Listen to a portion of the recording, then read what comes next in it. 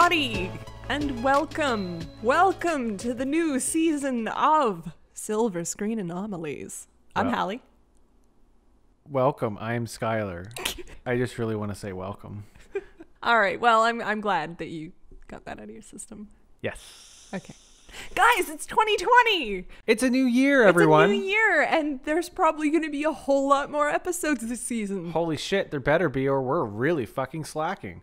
Speaking of slacking, we're not going to point out that this episode is late. I'm not even going to name the number. Severely late. You could say we took a little bit of a hiatus. But you know what? I am going to blame the snow because it was kind of the snow's fault. It's your fault, Mother Nature. Thanks. Yeah, hater. Hating on our podcast. Well, I mean, to be fair, that's right. Even Canadians don't like the weather up here. Like, we complain about it frequently. It adds to the salty nature of us. It's true. Yeah. So I guess a little bit of insight. I'm a school teacher, so I had a snow day last week that derailed my entire week. And then subsequently, Hallie was away, and the snow obviously derailed her week, so she couldn't travel. So we couldn't really get this episode to you guys when we wanted to, but you're going to get it all the same. That's right. And, we'll be back on our regular schedule for the next episode. That's right. And to be fair, January is kind of a shit month for movies. It's kind of is. We had to pull for this one, but I think we pulled well. We did. But spoiler alert on this not spoiler-free podcast. That's just a reminder for all of you out there. And if you're a new listener, guess what? We're going to spoil stuff. Yeah. Season 2, episode 1. We spoil everything. If you go back to our previous episodes, guess what? We spoil everything. Everything. It's great. It's really good. So, the actual spoiler is we're doing The Witcher. Yeah. We decided as a extra special Season 2, episode 1, 2020 episode, we would cover a big, epic TV show. Yeah, it's something a little different. So as opposed to our usual format, which is, first we do one movie, then we do another movie, this episode's going to be a little different. Not all the episodes following, of course, just this one. Yeah, so for the audience's sake, I guess it's safe to sort of break into like our usual formula. Like as Hallie just said, we have like a double feature sort of approach to the way that we handle our episodes, where we basically cover two movies that are sort of thematically tied to one another. One's usually a brand new movie that was released to the Cineplex or the theaters, and then the other being usually something of our own choosing that is connected in some way. And it can be thematically it can be an older movie that we just want to give some shed some light on, or something that just connects to it in some way that has an interesting talking point. Exactly. But this episode we're going to talk about The Witcher, and then Skyler has made a list because I don't know if any of you listened to our last episode. I hate lists and making them. I love lists. And so since he loves making lists, I just let him do it. And we're going to talk about something else in that list. Yeah, we'll save that for later because it's a little extra special treat for you guys, because it's very much tied into this whole giddiness of the new year sort of deal. But without any further ado, let's dive into Netflix's own take on The Witcher. It's really good. It's really good. So Skyler and I are both gamers. You may not know this about us because I don't think it's really come up before, but we both play video games. I haven't played the Witcher series. I started The Witcher 3, but unfortunately I started at a time where I was everything was really, there was a lot going on, and so I got really overwhelmed by the openness that CD Projekt Red put together of this world. It was amazing, but I have yet to get back to it. But I'm not unfamiliar with the franchise. To sort of mirror Hallie's wonderful sentiment, except with much less delicacy, because I just straight up rage quit that shit, because I did play The Witcher 2 and 3, and I quit both of them for the exact same reason. I opened up the world map, got scared, and turned it off. This game is so fucking massive. And to be fair, it's massive in a way in scope, and its thematic ties are so everything that I love. It's like Scandinavian folklore and badass, really gritty, high fantasy. Like, I love this stuff. Monsters, monsters, monsters! But 500 hours of gameplay, I'm an adult, and I don't have time for that shit. Like, there's too much going on in my life, and there was a time in my life where, and God bless you if you have the time for that, seriously. Like, power to you. I lived that once where I could play Skyrim in my pajamas for days and just not give a shit. Logged a lot of hours on Skyrim. That was just a much simpler time. Life was so simple at that time.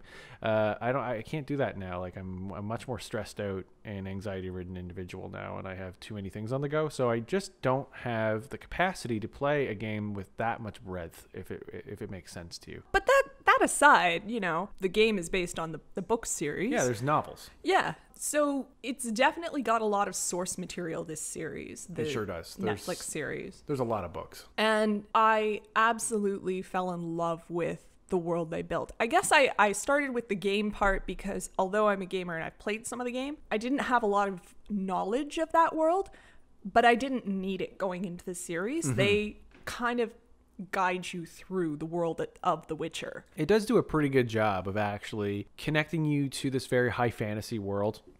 I do have some criticisms of the show, but we'll get to those later. But yeah, to sort of, I guess, mirror your sentiments there. Like, we did open with the video games because it's hard to really talk about The Witcher without talking about the video games, because it's a lot of what connects this show to pop culture in a lot of ways, even though the books are actually undeniable successes unto themselves. Like, people love these books. Mm-hmm. And I think it was an incredibly smart decision on Netflix's part, or the direction and production side of things, that they actually adapted this based on the novels, because it's obviously a lot more fluid for them to use as a narrative device.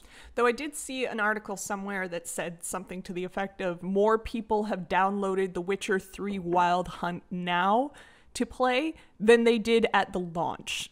Somehow I'm not surprised. I'm not even remotely surprised. I was also in, directly connecting to that, I was also in a Chapters recently in a bookstore, and sure enough, on the bestsellers shelf is the entire series of The Witcher, and I was told by a friend who works at the Chapters that the book's sales have gone through the roof. People can't keep them on the shelves. I would love to read those books. I'm actually more interested in reading the books, honestly, than I am even playing the video games. I'd like to go back and try the game again, now that the dust has settled a little and I have more mind to, like, play the game. But the books, for sure, I would love to get my hands on the books so that I could read them. Yeah. I would love to know what their original source is like. So, okay, I have a question for you. Okay, go. So now let's just dive into our review of the series. Yeah, let's do it. Yeah.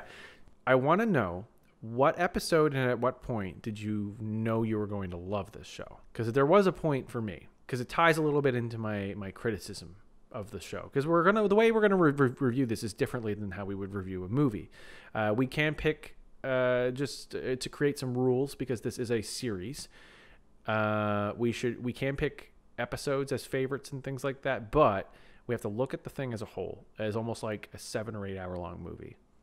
At what point did you fall in love with the movie, or was there a specific line? Was there an image? I'm curious. The first time Geralt said fuck, okay. I was sold. I was like, okay, well, modern lingo, sure, but I love it. No, that is the soft answer. I think the moment that I actually fell in love with the series, like hardcore, was a little later. Like, I was thoroughly immersed in the series up to this point, but at that point I was like, this is just amazing. Do you mean when Geralt stares out into the distance over a vast, I guess, kingdom, stares silently, and then just mutters to the audience almost in a weird way, almost winking fashion, fuck?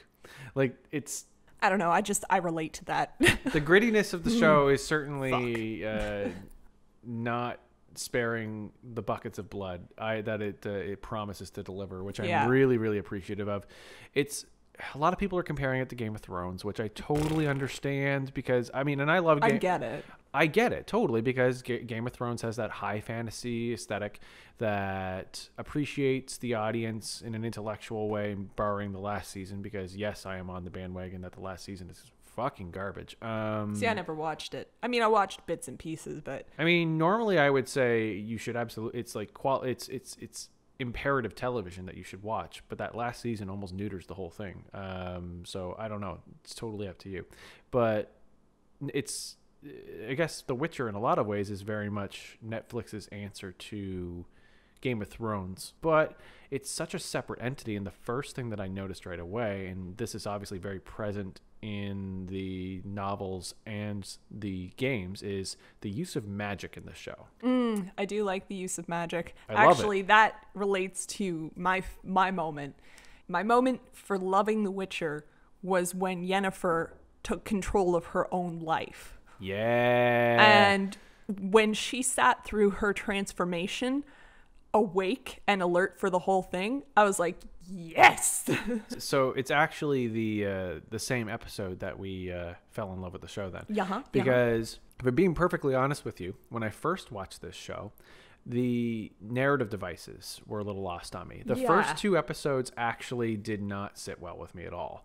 There were things I liked in both, but I couldn't help but feel frustrated because undeniably, from a storytelling device, the narrative was very clunky. They chose to do something very odd with a story that has different timelines. The Yes. logical thing to do with a series would be dedicate one episode to one timeline and do the other episode in another timeline, or a la Haunting of Hill House, make it very clear which timeline is which. Yes. You know, you're switching between adult versions of the kids and, you know, that sort of thing. This one chose something a little... I had several people warn me going in, like, okay, just so you're not confused or you don't get unhinged by what they're doing here, it's all happening at different timelines. Like, same time, different moments. And this is my problem, because the fact that when you watch this show, you have to put a little asterisk there to warn people ahead of time speaks a lot of volumes to just, I think it's a poor choice in both production and editing, and just the choices made in storytelling were not something that I appreciated, because going into this, I'll be honest, after the second episode, I almost dropped off of it, and I would have been doing a tremendous disservice to myself because I wound up loving the rest of the show. But it wasn't until it was made very clear that this was a non-linear story that was spanning across quite a time gap. Like, we're talking like decades and decades. It's basically a puzzle that you're putting together. But normally in editing, the way that you go about showcasing something like this is at least have like some sort of like, and I know it looks cheesy and stuff, but like it would have been appreciated if they had some text that just popped up that said like blah blah blah 20 years later, then now, like something. Indicate to your audience that you are telling a story out of time, because the three characters, this is basically a story, and again I'm now in broad paint strokes discussing the entire season as a whole. This is a story about 3 characters interconnecting. Three very distinct characters, being Geralt, Yennefer, and Ciri, not the artificial intelligence. Cirilla. Interconnecting and meeting in the middle. They're basically coming together as a trio, because obviously these 3 characters are very important to the lineage of the storytelling. They've and been the books. bound by destiny. They're bound by destiny. That's right. Yeah, I agree with you. It was an interesting choice, and it worked, but you shouldn't have to think about it. The problem with doing it so well, and they did drop hints. That's not to say that the writers didn't drop hints in every episode where in the timeline each of these scenes fits. But the problem with doing that, and your audience then has to think about it, and while we're trying to think about it and figure out, okay, this is before that last scene that I just saw, or is it ahead of it, we've missed the first part of the next scene. Yeah. Which is not a good technique. I really just don't appreciate the direction, in the sense that they are basically assuming that we are going to stick with the show for 3 hours before we even realize that this is a nonlinear story that they're telling. Yeah. And that's very frustrating to an audience. And I mean, to be fair, I fell in love with episode 3 for a number of reasons. For one being the reason that you already mentioned, this is really when Yennefer comes into her own, and she is the best thing in the show. I love her character. I Yeah. think she's fantastic. Like, I'm calling it. There's going to be just a shitload of Yennifers at any comic book convention. Oh, 10,000%. Yeah. Like, Yeah. Move over, Harley Quinn. Your costume is going to get usurped. And I have to say, I am thoroughly impressed with Henry Cavill. Yeah, I as loved him. He's great. Geralt. I think he's fantastic. So Geralt is an interesting Is it character. Geralt or Geralt? I'm always saying it wrong. It's Geralt. Geralt. Okay, Geralt. You'll get it. Okay. Anyway, Geralt, I love him. For those of you who don't know anything about the video games, the books, and you're just like, what the fuck are these two talking about? And a Witcher, for all intents and purposes, is a mutant monster killer. For all intents and purposes, they are they're a dying breed. They're a very rare species in the show.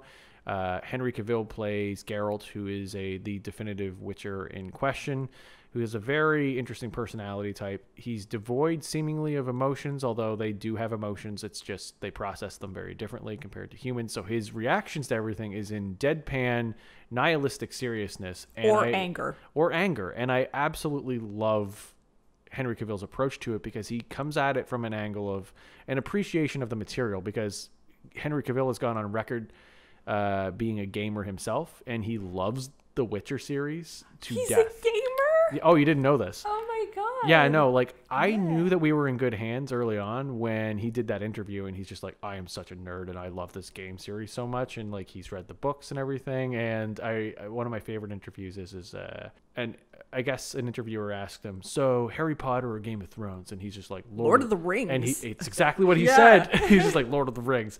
And I'm just like, fuck yes. Like, this guy knows his shit. He's obviously connected to the high fantasy, and he's a fan of the series. And when you get people involved with things that they're passionate about, the proof is in the pudding. Like, and he just radiates this character, and also the physicality. And really, because the thing you have to give, nailed it. you said that with some enthusiasm, I see. Yeah, I mean, for people who like looking at dudes with shirts off, that bathtub scene. Which one? It goes without saying that they nailed that. That was at the front line of the marketing. They knew that was going to be a seller, and inarguably it works. Because Henry Cavill's physique is perfect for this role. I actually watched, out of curiosity, his workout regime, because I was interested to see what he had to do for this role, and like it is insane. Yeah.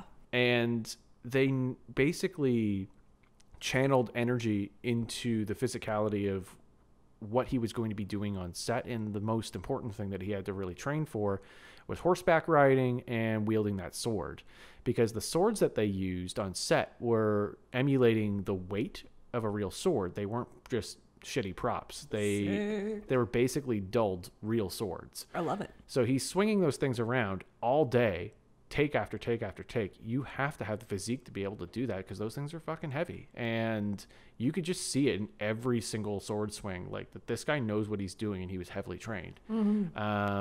He nails that role, but goddamn, Yennefer stole the show for me. Oh yeah, she's the best thing in it. And the chemistry between Geralt and Yennefer, absolutely fantastic. Yeah, every scene they're in, and even Cirilla as an actress.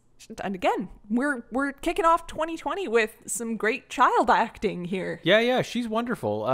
She's underutilized in the narrative, and this isn't her fault, obviously. No, this is just where the story is at That's this right. point. And so she's downplayed a bit in this season. So for any of you Ciri fans and know kind of where the story of Ciri goes, because I do actually have some insight on that. I'm for someone who hasn't really committed time to the Witcher series, I know an awful lot about it. So I was waiting for all the kind of like pinpointed hallmarks, and the show had a lot of them, and it was really, really cool. And I mean, goes without saying that this show has some monster hunting. So this kind of leads into the next bit we want to talk about, the monsters. Yeah, the monsters. And I, for those of you who don't know our show, Hallie and I are big monster movie fans. Big monster junkies. In fact, we have another friend, Taylor, who the three of us make a channel of Monster Junkie how on cute. Facebook. We're name dropping Taylor. We are. Hi, Taylor. Hi, buddy. Yeah, we have a group chat called Monster Junkies. And basically, this is something that has been in our DNA for quite a long time, where we just have an affinity for things that go bump in the night. Mm-hmm. So this TV show delivers on that, actually, because obviously it's about monster hunting. I will say, as one last point of criticism, that I would like to see more Freak of the Week episodes in the show, because my favorite episode in the whole thing is episode 3, and I forget the name of it. Striga. It involves the Striga and some Scandinavian folklore that I really appreciated, tied to the Striga being a Betrayer Moon, I think it's called. Betrayer Moon, that's it. And this is also the same episode where Yennefer comes into her own as a woman and really embraces her power and physicality, and just becomes this very confident figure in the show. And her transformation is just brutal but beautiful at the same time. The Striga design, I really appreciate it, because they do their own original spin on it. It's not like the design in the video games, which you can see this in the opening cutscene of the first Witcher game, because they use this monster in the cinematic trailer. But I loved this episode because we finally get to see the character of Geralt in an actual hunt, in the way that he actually interacts with his clients and other characters, and subsequently how the action scenes get handled with an actual creature. And the mystery and the build up to this was really, really satisfying. It had a great payoff and terrific effects, great uses of practical and digital effects, and I just loved the look of this episode. Mm-hmm. This is when I knew I was going to fall in love with this show. Yeah, when I saw the Striga for the first time, I went, Skyler.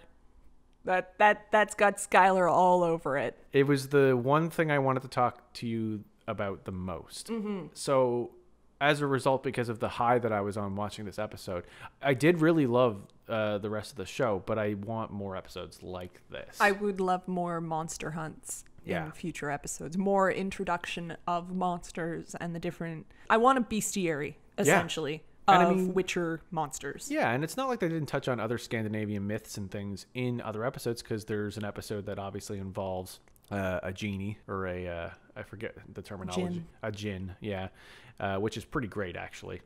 Mm-hmm. And there's dragons and things of mythology that are... The dragon I had pegged from the beginning. Me too. There were no surprises in that one for me. I was like, you're not a man. No. You're a dragon. It's Spoilers. Barring some okay special effects in that episode, it was a fun episode overall. It was fun. We have to talk about some side characters. Like a bard? Like a bard. That's really the only one I wanted to talk about.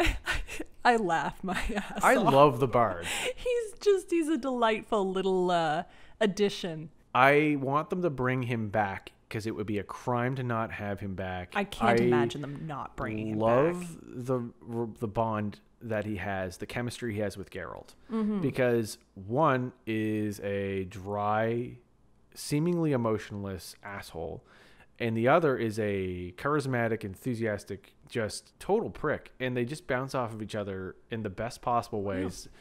The sense of humor of the bard plays off of Geralt's deadpan expression so well. I just really love the way that those two characters interact. For me, it's one of the things that made the show, and a lot of the entertainment value that you get from the sense of humor of the show comes from the interactions between these two characters. There's a point, obviously, in the show where the two characters diverge, and it would be a shame to not bring them back.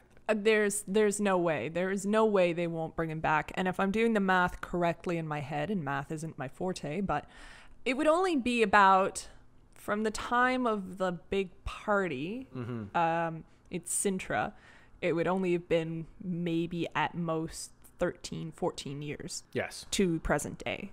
Yeah. So there is no reason that he couldn't come back, unless he had been killed somewhere, and I highly doubt that. I highly doubt that. They'll bring him back because of fan demand and things of that nature. But I mean, the chemistry between those two, I think that if I had to award Netflix something, and I'd award them a lot, but this one, whoever was doing the casting for this nailed it. And all the actors nailed it, because the chemistry between all of them is seamless. It's lovely. Yeah. It's immersive. First seasons of shows are always a little jarring, because you kind of have to get the fabric of the show needs to be laid out. It's like building blocks, and there's a lot of things that you have to assume that the audience is going to take in terms of like suspending your disbelief. You have to get them roped into a world, and you have to do world building, character building, and barring a few, I think, shortcomings in storytelling, I think this season does a really good job of getting you excited about this new fantasy show, and I'm really excited to see where Netflix takes this thing, because I do think it's obviously a success. This is one of their most successful shows. It immediately shot up with view counts as high as Stranger Things, almost instantly, and it's obviously season 2 was fast tracked immediately to the point where they actually have seasons locked in for the next 6 or 7 seasons. Works for me. Works for me. I'm down for more. Like, for those of us that left on a down note with the Game of Thrones thing, this might be a fix for you if you're looking. I'm so glad I never got into that. Yeah, you kind of lucked out. But if you're looking for a high fantasy fix, like, this is undeniably it. It does register a little differently than something like Game of Thrones. If you were into the more political side of things and the more like gritty, grounded universe of Game of Thrones, this is not that, which is why I don't really totally agree with the comparisons to that show, because I mentioned the use of magic in this show.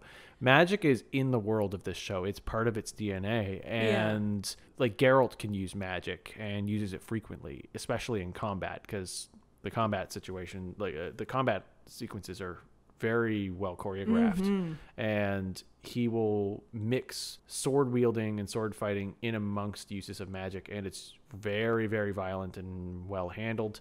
But the world of magic is part of the bones of the show, so you do have to get ready for that and be prepared for that. I geeked out a little bit when I saw him like write a sigil on a door and open it. Oh, wasn't that great? It was a small thing, but I really liked that. Yeah. I thought that was really cool. Yeah.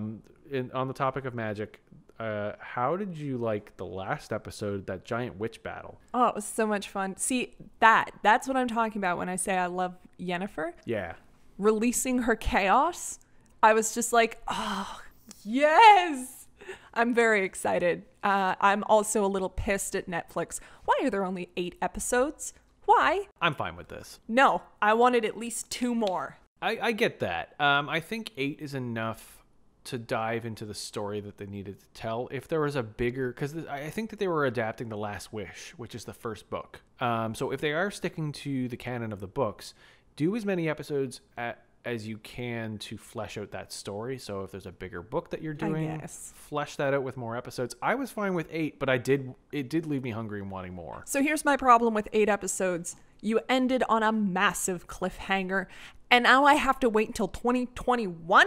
I agree. What the fuck? Yeah, it's kind of a long wait for those of us that fell in love with this thing and binged this, because I watched this over my holiday break, and I wanted more right away. See, I might have watched Game of Thrones more if it had been always available for binging. Yes. As opposed to release day by day. Well, no, I probably wouldn't have watched Game of Thrones because I don't like Game of Thrones. I don't agree with his writing methods. Fair enough. I don't like being worried about my characters all the time. I don't like that. I like liking a character. Yeah. And they might die, sure, but not at the volume, let's say. Yeah, because he's obviously very well known and revered, for that matter, for his use of characters and how he builds a world where no one is safe.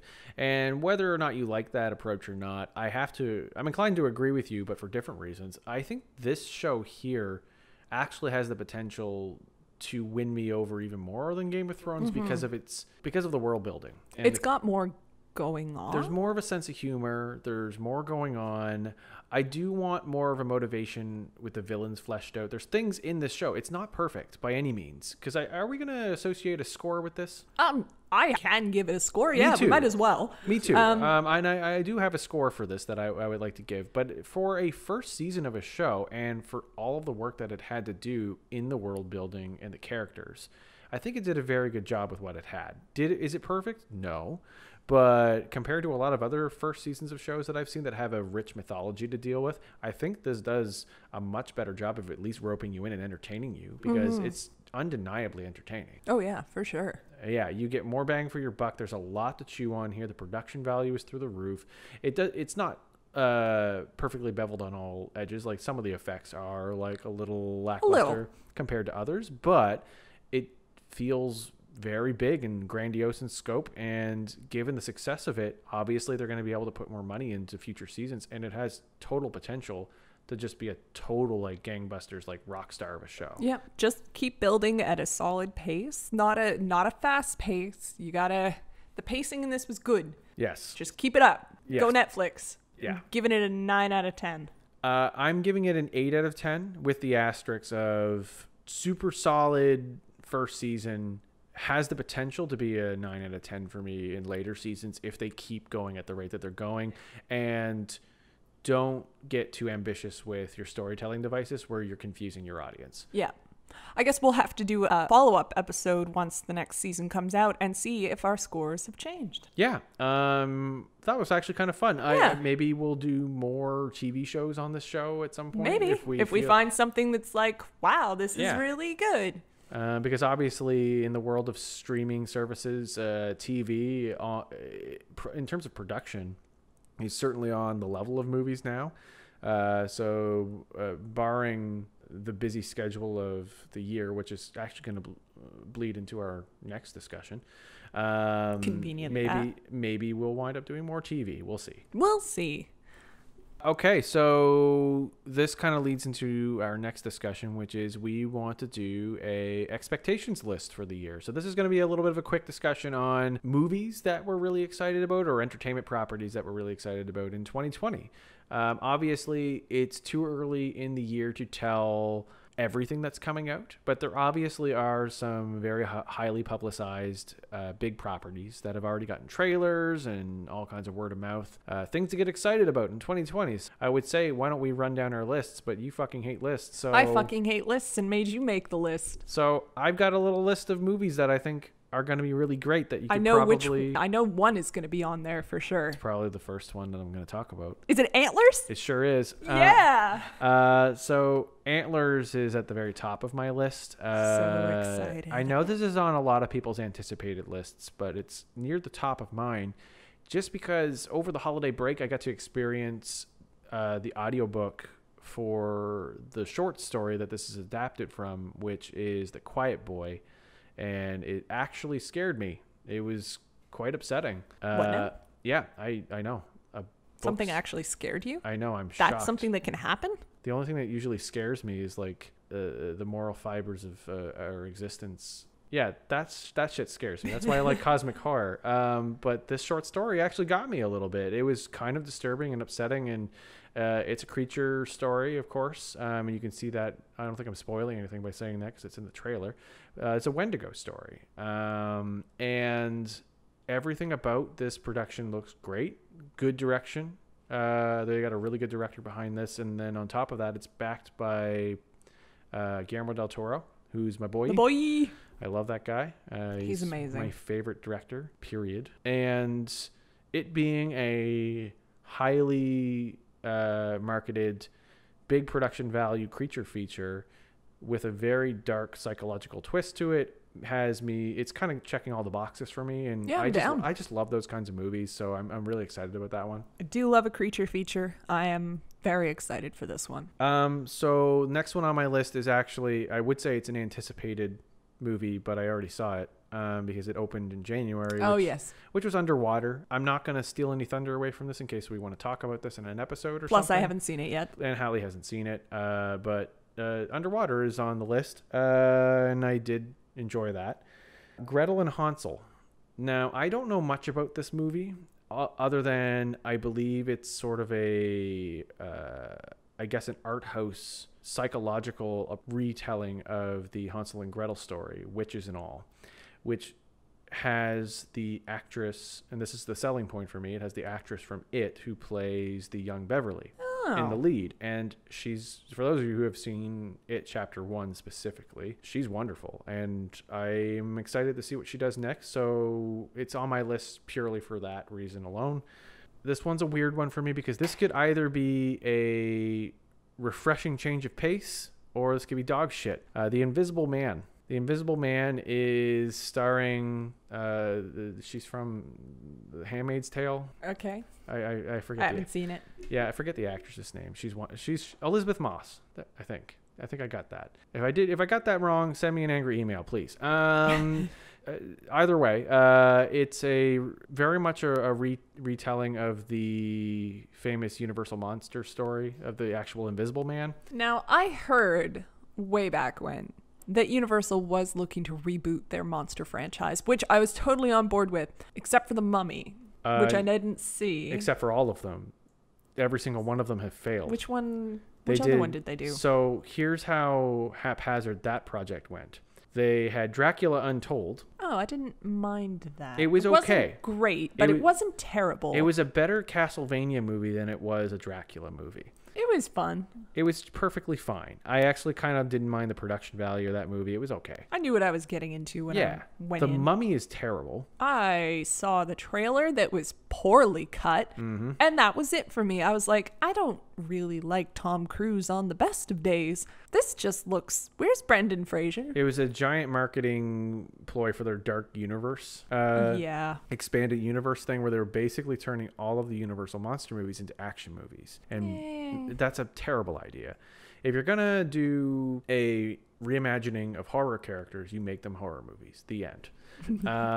This Invisible Man movie, you can see this purely from the trailer, that they're making at least an attempt to make this into a sort of horror reimagining again. It has an interesting take, and I don't want to spoil that for those of you that are interested in checking this one out. Go see the trailer for yourself.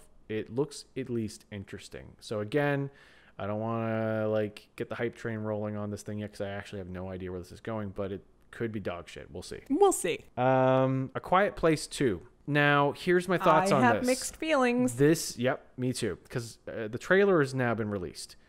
And I'm sitting directly in the middle of this thing where this could either be an interesting and worthy sequel, or this could be utterly pointless and take away from the original. Because I think that the first movie is brilliant. It's one of the few movie-going experiences that I've had where the audio is so connected to the experience itself that it actually stemmed directly into the theater-going experience. Where if you were that asshole munching on popcorn, you felt like an even bigger jerk. No one you could hear a pin drop in the theater. No one was making any sound. That's hilarious. It's great. And it's a perfectly tight, really well-paced, beautiful horror movie.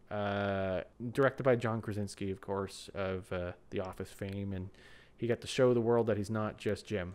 So good. It's very, very good. And you watch that movie and you get to the ending and you realize that was great. They could just end it right there. But they didn't. Because the movie made a shit gazillion dollars, so they're like, well, sequel. Better do a franchise. And it's not always the answer, guys. No, and I mean, had they have done something where, okay, if you're going to do a sequel, let's focus on a different set of characters. Let's focus on another family or another character. Do a totally different, fresh take on this world. Maybe... lends it from the viewpoint of another character who's trying to survive in the same world. That would be somewhere else, maybe. Who knows? that may be just as pointless, but at least not as much so as focusing on Emily Blunt with the kids again, because that doesn't really work for me. Because I really wanted their story to end at the end of the last movie. It was done for me at that point. Leave an ambiguous note on, okay, will they or won't they survive? And at the end at that point, it's up to the audience, and it really doesn't remember because it ends on such a badass note of cocking a shotgun. It's perfect. It's great. Yeah. So I don't know how I feel about this one. The trailer doesn't really have me very excited. My reaction was very mixed. Yeah, I saw the trailer a while back. Can't remember much about it. And that should say something. But thusly, it's an anticipated movie. All the same. So a few more to add to the list. Stepping away, I wanted to get all of the horror movies out of the way. There were a few. Wonder Woman. Yeah, I'm down. I mean, the trailer is kind of all over the place. I don't like the trailer, but I am excited for the movie. Yeah, it looks like it has some interesting events. Well, first of all, it's called Wonder Woman 1984. and so it's set in the 80s, focusing on an arc in Wonder Woman's history where she's interacting with this sort of fish out of water thing, where she's been living in this new age for quite some time, and she's adapting to society.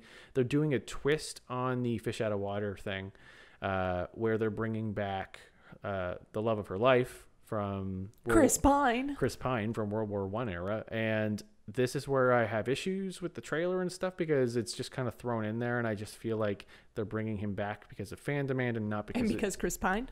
Yeah, and because it doesn't really lend anything to the story, because the whole time I'm just like, how are you going to tell? Oh, I'm sure there's a DC Lazarus pit of some sort involved. There's got to be some sort of explanation there that makes sense, but I don't know if the movie is going to suffer or gain anything from having Chris Pine in the movie, even though I did really like the chemistry between the two of them in the first movie a lot. But I do feel like it's a point of growth in her character that she has to accept his death. Mm-hmm. So I don't know if bringing him back is going to do damage or not. Hard to tell. I mean, it seems to work out when a male protagonist loses the love of his life and she comes back. Sometimes it works for that, so it's true. It could work in this case. It could work. We'll just have to wait and see. All I know is that it's on my anticipated list purely because I trust Patty Jenkins. Patty Jenkins is a lovely director, and I think she has, with her at the helm in full creative control over everything to do with this character and telling the story that she wants to tell, I do feel like that there's potential here to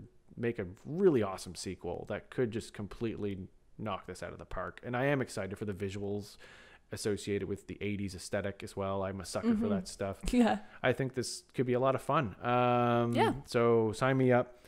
Mulan. Now, I realize that this is a weird one to talk about because I fucking hate these Disney live action reimaginings. Yeah. I really do. Like, The Lion King was like almost the nail in the coffin for me until I saw the trailer for Mulan. What's got me excited about this one is that they're actually adapting the Chinese story properly. It's more based on the real story as opposed to having Eddie Murphy as a dragon talk to her and things like that. Although I do like that stuff in the original animated, because don't get me wrong, I love the animated classic. Yeah. It's wonderful. But getting a fresh take on this story is, I think, should be the mission statement for all of these Disney reimaginings, where they should be approaching this from the angle of like, okay, we're going to do a live action reimagining, we better have a purpose here.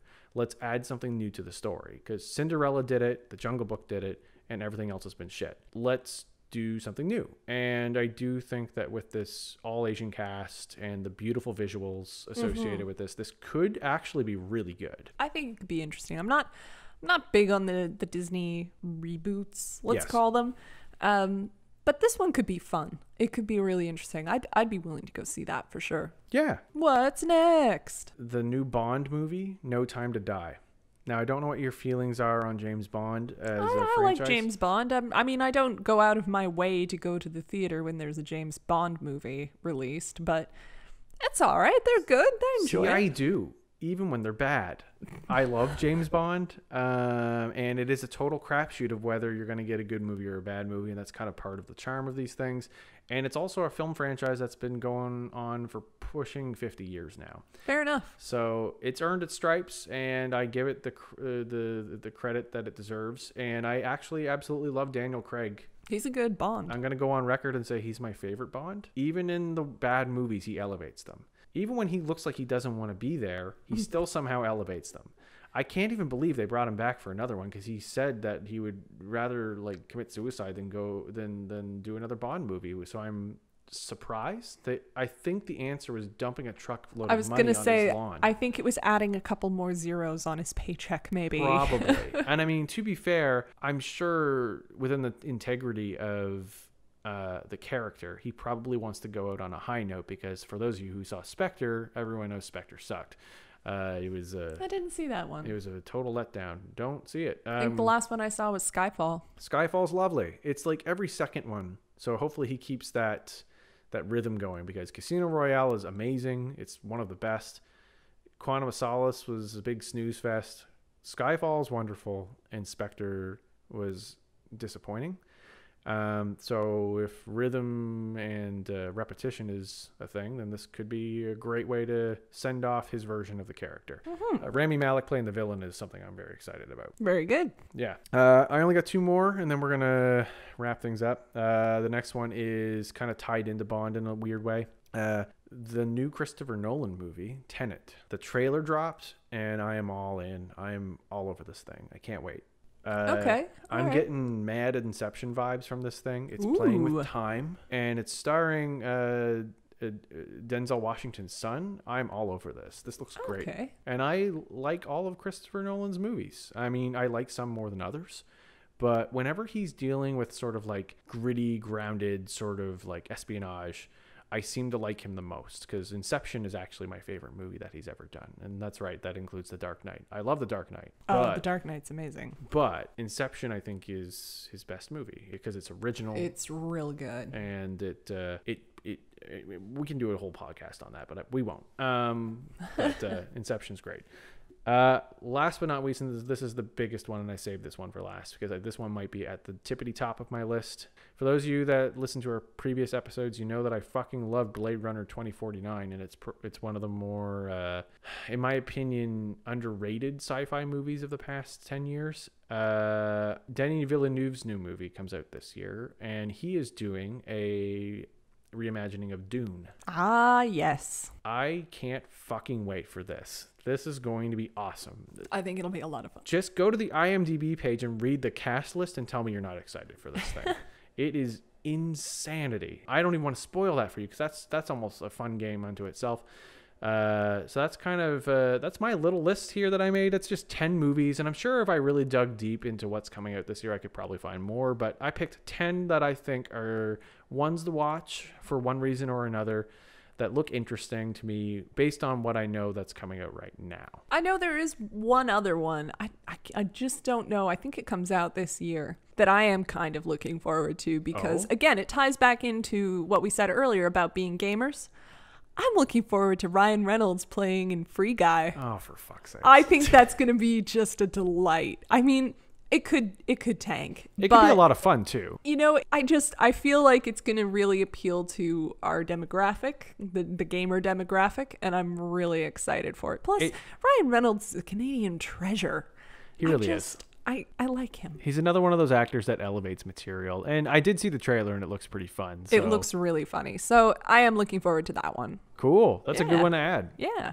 But I guess we should wrap things up for this first episode back. Yep. Thank you again for tuning in.